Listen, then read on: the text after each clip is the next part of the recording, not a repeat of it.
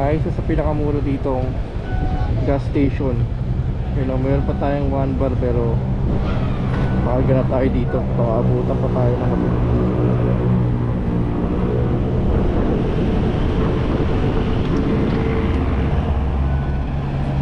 Regular 200. 200. Yep.